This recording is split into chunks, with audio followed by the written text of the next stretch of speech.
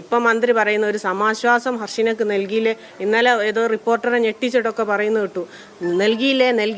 എവിടെ നൽകി? എന്ത് സമാശ്വാസം നൽകി? ഹർഷിനക്ക് ഇത് മുഴുവനായിട്ട് ഇത്രയും കാലം അനുഭവിച്ച, ഇനിയും അനുഭവിക്കാനിരിക്കുന്ന, ഇപ്പോഴും ഞാൻ അനുഭവിച്ചുകൊണ്ടിരിക്കുന്ന എല്ലാ പ്രയാസങ്ങൾക്കും ഞങ്ങൾക്ക് നഷ്ടപ്പെട്ട സാമ്പത്തിക നഷ്ടത്തിന് പരിഹാരമായിട്ട് 2 ലക്ഷം രൂപ നൽകിയിട്ടാണ് ഹർഷിനക്കെല്ലാം നൽകി. ഹർഷിനൻ്റെ എല്ലാ കാര്യത്തിലും ഞങ്ങൾ പലതും ചെയ്തു. ഞങ്ങൾക്ക് എന്ത് പിഴവ് പറ്റിയെന്ന് വെച്ചു.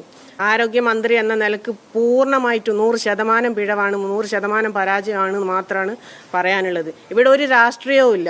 ഇവിടെ എൻ്റെ ജീവനും ഞങ്ങൾക്ക് സംഭവിച്ച ഇത്രയും വലിയൊരു നഷ്ടത്തിൽ ഇപ്പോൾ 4 വർഷമാവാനായല്ലോ സംഭവിച്ചിട്ട്. എന്നിട്ട് ഇത്രയും കാലം കൊണ്ട് എന്തെങ്കിലും ഒരു തരത്തിലൊരു നീതി എത്തിയിട്ടുണ്ടായിരുന്നെങ്കിൽ ഞാൻ ഇവിടെ വന്ന് വീണ്ടും ഇങ്ങനെ പറയേണ്ട ഒരു അവസ്ഥ വരുമായിരുന്നു.